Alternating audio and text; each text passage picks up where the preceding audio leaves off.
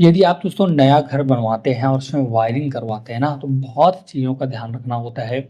Wiring करवाने का काम एक ऐसा काम है जो आपकी लाइफ से जुड़ा है। जी हाँ दोस्तों, आप प्लम्बरिंग करवा लेते हैं, आप टाइल्स लगवा लेते हैं, आप पेंट पुट्टी करवा लेते हैं।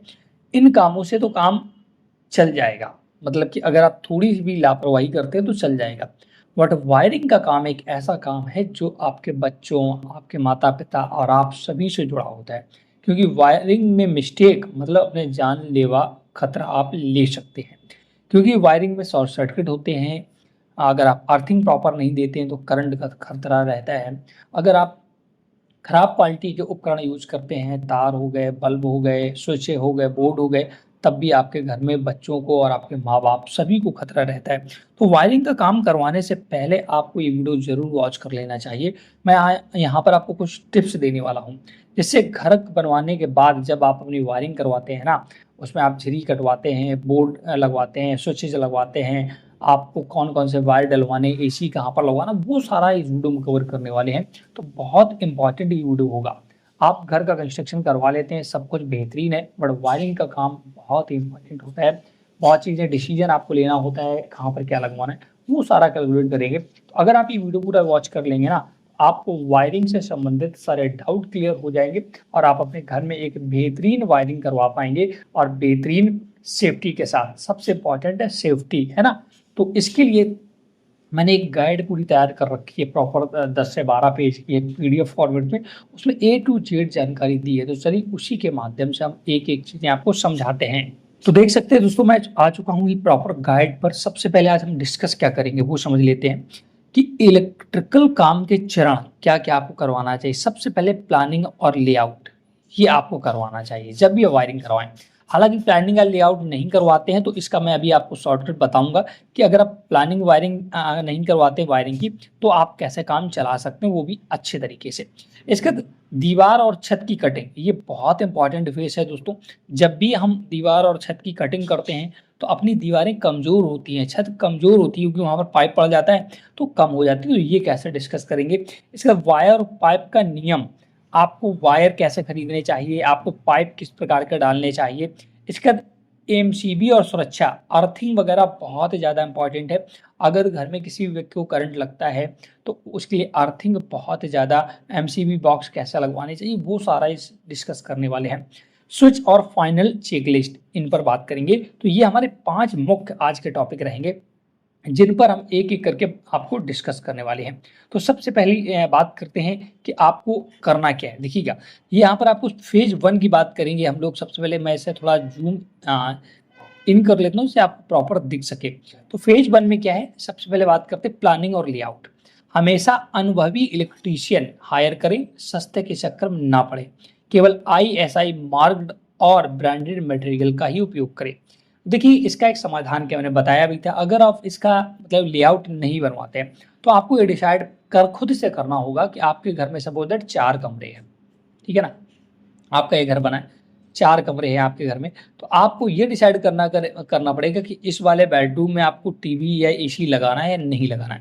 और ये डिसीज़न केवल आप एक दिन को सोच कर नहीं लीजिए, भविष्य को सोच कर लीजिए। क्योंकि आज हो सकता है आप एसी लगवाने की कंडीशन में ना हो, बट आने वाले समय में आपकी कंडीशन बदल सकती है, समय सभी का बदलता है। और आप एसी लगवाएँ, आप गीज़र लगवाएँ, तो इन सभी चीज़ों को ध्यान रखना है। तो आपको ही डिसाइड करना पड़ेगा कि इस वाले बेडरूम में हमें एसी चाहिए या नहीं चाहिए। टीवी रूम, टीवी हमें किस बेडरूम में चाहिए, गीज़र हमें किस बेडरूम में चाहिए या बाथरूम में कहाँ पर चाहिए। आपको इस बेडरूम में कितने फ़ैन, कितने बल्ब, कितने स्विचेज़ लगवाने, ये सब डिसीज़न आपको अपने आप लेना पड़ेगा। अब आप सोच रहे होंगे कि हम कैसा डिसीज़न ले पाएँगे? तो दोस्तों ले पाएँगे। आपको काम शुरू होने से पहले प्रॉपर इलेक्ट्रिक ड्राइंग बनवाएँ। ये आप खुद से भी बना सकते हैं, इसमें बहुत बड़ा काम नहीं है, आप बनवा भी सकते हैं, लेकिन उसके लिए आपको चार्ज देने होंगे। अगर आप बनवाना चाहते हैं, तो मुझे व्हाट्सएप नंबर पर कॉन्टैक्ट कर सकते हैं। लेकिन अगर आप खुद से बनाना चाहते हो, या डिसाइड कर सकते हैं इस कमरे में मुझे भविष्य में एसी भी लगवानी है और इसमें हमें टीवी भी लगवाना है, मेरा गेस्ट रूम है तो मुझे 1 से 2 स्विचेस एक्स्ट्रा चाहिए, इसमें गेस्ट वगैरह अपने मोबाइल वगैरह या जो भी चार्ज कर सकें, लैपटॉप चार्ज कर सकें। तो ये सारा आपके माइंड में पहले से होना चाहिए। फ्यूचर में बदलाव करना आसान हो जाता है। तो अगर आपका लेआउट होगा ना प्रॉपर, तो आप फ्यूचर में अगर किसी प्रकार का बदलाव करना चाहते हैं तो वो भी कर सकते हैं। तो सबसे पहले आपके मकान का इलेक्ट्रीशियन जो भी आप इलेक्ट्रिसिटी वर्क करवा रहे हैं उसका लेआउट या तो खुद से बनवा लें या किसी अनुभवी इलेक्ट्रीशियन से बनवा लें, ठीक है ना। जरूरी झिरी काटने से पहले ही एसी, टीवी, वाईफाई, सीसीटीवी और इन्वर्टर की जगह तय कर लें। ये बहुत ज़्यादा इम्पोर्टेंट है। आपको ये डिसाइड करना होगा कि इन्वर्टर हमें कहाँ पर रखना है। अगर भविष्य में आप सीसीटीवी कैमरा लगवाना चाहते हैं ना, उसके लिए भी आपको एक अलग से पाइपलाइन डलवानी पड़ेगी, क्योंकि आपका जहाँ पर राउटर लगेगा ना वहाँ से केबल जाती है अगर आप केबल वाले लगवाएंगे। हालांकि वाईफाई वाले आने लगे हैं बट वो महंगे पड़ते हैं, तो उसके लिए पाइपलाइन डलवाना होगा।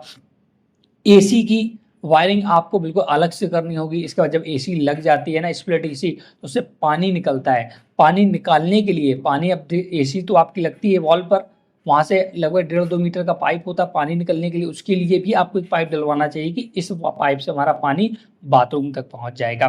तो इन चीज़ों का आपको ध्यान रखना है, ठीक है ना। तो पहला फेज हो गया, प्लानिंग कर लेना है आपको कहाँ पर क्या लगवाना है, कैसे, वो सब आपको डिसाइड कर लेना है। इसके बाद अगर हम बात करें तो अब ये बहुत ही मानक ऊंचाई, ये बहुत इंपॉर्टेंट है। क्या होता है, लोग कहीं 1 फीट पर अच्छे से लगवा देते हैं, कहीं 2 फीट पर अच्छे से लगवा देते हैं।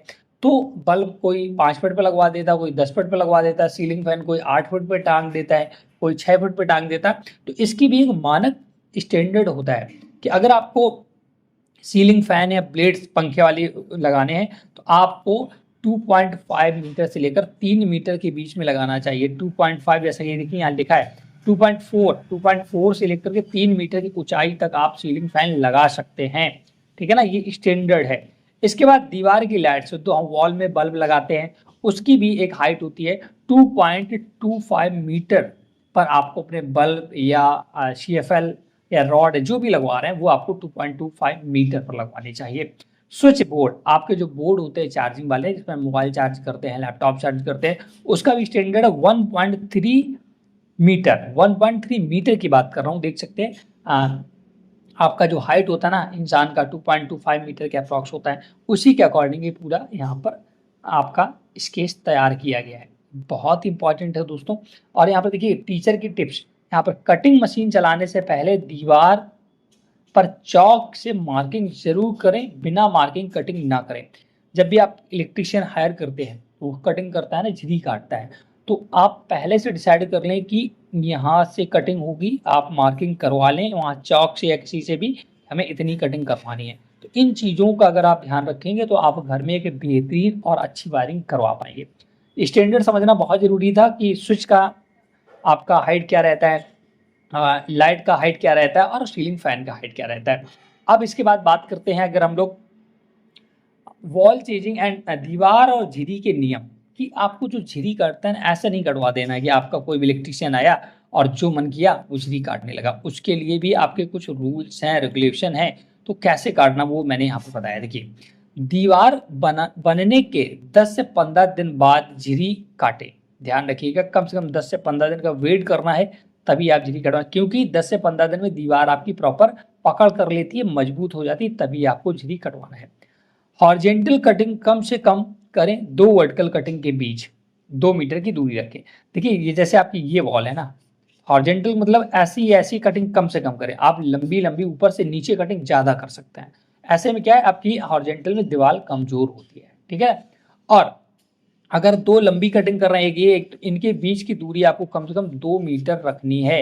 ऐसा नहीं है एक यहाँ पर कर दी उसकी जस्ट बगल में, फिर ऐसे नहीं करना है। कुछ चीज़ें स्टैंडर्ड हैं तो इनका ध्यान रखेंगे तो आपका घर भी मजबूत रहेगा और वायरिंग भी अच्छी रहेगी। इसके बाद GI बॉक्स दीवार के फेस से 2 से 3 mm अंदर होने चाहिए, ताकि पुट्टी पेंट के बाद दीवार बराबर दिखे। जो भी आप बॉक्स लगवाते हैं दीवार में ना, तो सबसे पहले तो GI मटेरियल के बॉक्स लगवाएं कि उसमें जंग वगैरह नहीं लगता है, ठीक है। और 2 से 3 mm अंदर लगवाएं, जिससे आपका जब भी प्लास्टर पुट्टी हो जाए तो आपका पूरा एक लेवल से दिखे, वो बाहर ना दिखे, ठीक है ना। यहाँ दिखाया गया प्लास्टर आपका किया फाइबर मैश, ये क्या होता है अभी मैं बताऊंगा। और पाइप, ईंट की दीवार, पाइप के ऊपर प्लास्टर करने से पहले फाइबर मैश जरूर लगाएं, वरना दीवार में दरारें आ सकती है। दोस्तों, जब क्या होता है वॉल में कटिंग हो जाती है, ये मान लो कटिंग हो गई, इसके अंदर से पाइप चला गया, अब इसके ऊपर प्लास्टर होगा तो अब वहां पर प्रॉपर प्लास्टर नहीं हो पाता है। तो इस वजह से एक जाली टाइप की आती है जिसे फाइबर मेश बोलते हैं, ठीक है ना।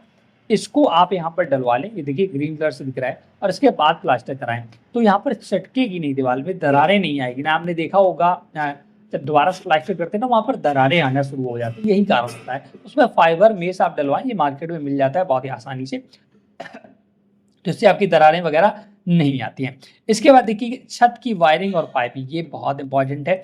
दोस्तों क्या होता है ना, अगर आपकी प्लानिंग नहीं होती तो छत में कहीं पर भी वायर फैला देते हैं, इससे क्या होता है उस जगह पाइप पड़ेगा तो वहाँ पर कंक्रीट तो भरेगा नहीं, तो आपकी वॉल कमज़ोर होती है, आपकी छत कमज़ोर होती है। इस वजह से छत में भारी पाइप, हैवी पाइप 12 से 15 केजी का इस्तेमाल करें।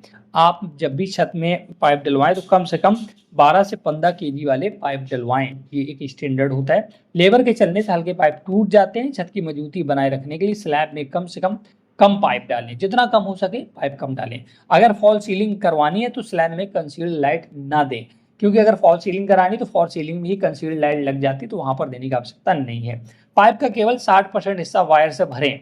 ध्यान रखिएगा कितनी आपको लाइन ले जानी है उसके अकॉर्डिंग केवल 60% ही हिस्सा भरे। इसका कारण क्या है, शॉर्ट सर्किट में वायर गर्म होकर फैलती है, खाली जगह नहीं होगी तो वायर आपस में चिपक जाएंगे। तो अगर थोड़ी जगह होगी ना पाइप के अंदर, तो अगर भविष्य में शॉर्ट सर्किट होता है तो वायर चिपकेगी नहीं, इस वजह से थोड़ी जगह रखना इंपॉर्टेंट आपको रहता है। इसका वायर का चुनाव कैसे करना है देखिएगा, अंततः आग पकड़ लेती है। अगर फायर रिटेडेंट वायर लेते हैं तो ये आग पकड़ लेती है, जहरीला काला धुआं निकालती है। वहीं FRLS fire रिटेडेंट low smoke recommended है, ये आप वायर डलवाएं जिसमें आग से बचाती है और धुआं भी नहीं देती। गर्म होने पर एक खास स्मेल देती है जो अलार्म का काम करती है, इससे आपको पता चल जाता है ना। दोनों बंडल की कीमत में सिर्फ 50 से 100 रुपए का फर्क होता है, इसलिए आप FRL वाले पाइप ही वायर इस्तेमाल करें, इसका विशेष ध्यान रखिएगा। इसके बाद वायरिंग और कलर कोडिंग, ये भी बहुत इंपॉर्टेंट है। ये आपको देखिए वायरिंग वाला तो वायरिंग करके चला जाएगा, बट भविष्य में कोई प्रॉब्लम होती है तो आपको अगर कलर कोडिंग पता है ना तो कोई दिक्कत नहीं होगी। जैसे कि लाइट और पंखे के लिए 1 mm आप लाइट तार इस्तेमाल करें, और 2 mm गीजर और 16 एम्पियर पावर सॉकेट के लिए आप इस्तेमाल कर सकते हैं। AC के लिए लगभग 2 टन की अगर AC चलानी तो 4 mm का तार आपको डलवाना चाहिए। ये भी यहाँ पर मैंने टिप्स दे दिया है। इसके बाद फेज होगा वो रेड कलर का वायर डलवाएं, और न्यूट्रल जो होगा वो ब्लैक कलर का डलवाएं। अर्थिंग आप ग्रीन या येलो डलवा सकते हैं। इनका कलर कॉम्बिनेशन भी ध्यान रखिएगा, इससे आपको भविष्य में दिक्कत नहीं होगी। भारी उपकरण AC फ्रिज के लिए कभी वायर में टेप वाला ज्वाइंट ना लगाएं, ये भी ध्यान रखिए, एक लाइन ही केवल आप डलवाएं जिससे आपको दिक्कत ना हो। MCB और लोड, ये भी बहुत इंपॉर्टेंट। देखिए मेन पावर सपोर्ट आपकी यहाँ पर मेन बोर्ड, इसके बाद रूम के लिए अलग लाइट, किचन में अलग लाइन, यहाँ तक तो आपके सेम आएगा, इसका डिवाइड हो जाती है। AC के लिए अलग लाइन, एक सर्किट इक्वल टू 1 MCB। अगर आप रूम्स के लिए जो भी लाइट है उसके लिए अलग आपको MCB लगवाना चाहिए, किचन वाली के लिए अलग MCB और AC के लिए अलग MCB लगवाना चाहिए। अब देखिए यहाँ पर टिप्स भी दिया गया, ऐसा क्यों। वायरिंग से पहले पूरे घर का लोड कैलकुलेट करें, हर कमरे के लिए अलग MCB लगाएं, किचन में फॉल्ट हो तो बेडरूम की लाइट चालू करें। MCB grade B type normal घरेलू लोड के लिए MCB जब भी खरीदने जाए तो B टाइप का खरीदें, ठीक है। C टाइप भारी उपकरण के लिए, जैसे AC वगैरह में MC लगवा रहे तो C टाइप वाला आप MCB खरीदें, ठीक है। लाइट, पंखे और पावर सॉकेट की वायरिंग हमेशा अलग सेपरेट रखें। तो ये सारी टिप्स हैं। इसके बाद देख सकते हैं दोस्तों आपको अर्थिंग और RCB सॉकेट यहाँ पर लिखा है, देखिएगा सॉकेट के मोटे पिन में अर्थिंग वायर कनेक्ट होना अनिवार्य है। यह आपको अचानक लगने वाले झटके और आसमान बिजली से बचाता है। AC, फ्रिज और वॉशिंग मशीन की अर्थिंग सबसे जरूरी है, तो इन चीज़ों का आपको ध्यान रखना पड़ेगा जब भी आप वायरिंग कराएं, ठीक है ना। अगर आप ये वीडियो वॉच कर रहे हैं ना तो सबसे पहले चीज़ों को बहुत ध्यान से समझ लें और इसके बाद वायरिंग कराएं। स्विच और सॉकेट के नियम क्या है देखिएगा, स्विच वगैरह बाथरूम के लिए स्विच बाहर लगाएं, अंदर है तो वाटरप्रूफ कवर और अलग RCCG लगवाएं। ये बाथरूम के लिए सुझाव हो दोस्तों। स्विच हमेशा वायर को कंट्रोल करें, ठीक है, न्यूट्रल को नहीं। रिपेयरिंग के दौरान करंट नहीं लगेगा। एक स्विच बोर्ड पर 10 से ज़्यादा पॉइंट या 800 वाट का लोड ना दें। पावर बोर्ड पर 3000 वाट से ज़्यादा ना दें। केवल ब्रांडेड स्विच लें जिनकी फायर रेटिंग 2 से 3 घंटे हो, लेकिन स्विच खराब होने पर दोबारा मैच नहीं होते हैं, ये ध्यान रखिएगा, ठीक है ना। इसका लास्ट सुझाव आपको मैं और दे रहा हूँ, यहाँ पर आपको स्विच प्लेट्स हमेशा पेंट का काम पूरी तरह से खत्म होने के बाद ही लगवाएं। जब भी आपका पेंट हो जाए तभी स्विच के आपको प्लेट्स लगवानी चाहिए, इससे गंदे ना हो। इलेक्ट्रीशियन से फाइनल वायरिंग का नक्शा ले लें, जिससे आपको भविष्य में रिपेयरिंग की आवश्यकता हो तो आप आसानी से कर सके।